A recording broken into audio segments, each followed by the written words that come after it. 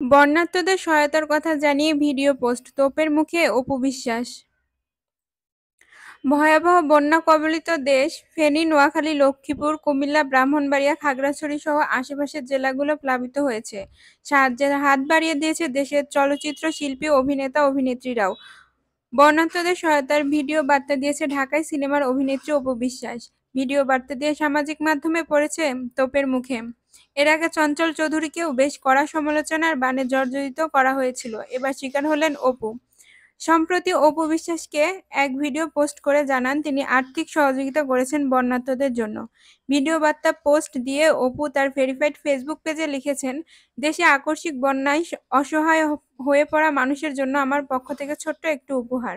দেশের বিভিন্ন অঞ্চলে লাখ লাখ মানুষ পানিবন্দী হওয়ায় মনটা ভালো নেই। অসহায় হয়ে পড়া মানুষগুলোর আর্তনাদ দেখলে মন চাই ছুটে যাই তাদের কাছে।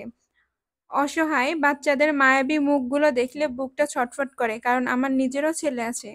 এসব ছোট্ট বাচ্চাদের মাঝে আমি আমার ছোট্ট জয়কেই খুঁজে পাই, কিন্তু আমার একমাত্র ছেলে জয়কে রেখে তাদের কাছে ছুটে যেতে পারছি না।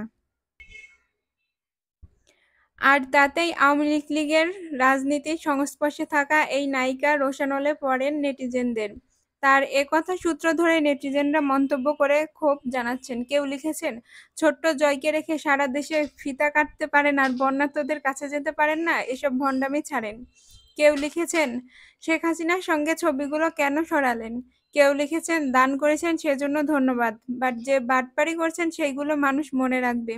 কেউ কেউ শেখ হাসিনার দোসর বলে যেমন তকমা দিচ্ছেন অভিনেত্রীকে, কেউ বা বলছেন সুবিধাবাদী। এছাড়া অপুর সেই পোস্টে শত শত কমেন্ট পড়েছে, যার অধিকাংশই নেতিবাচক। অনেকে তাদের ক্ষোভ ঝাড়ছেন এই নায়িকার উপর, কারণ বৈষম্য বিরোধী ছাত্র আন্দোলনে নীরব ছিলেন অপু বিশ্বাস।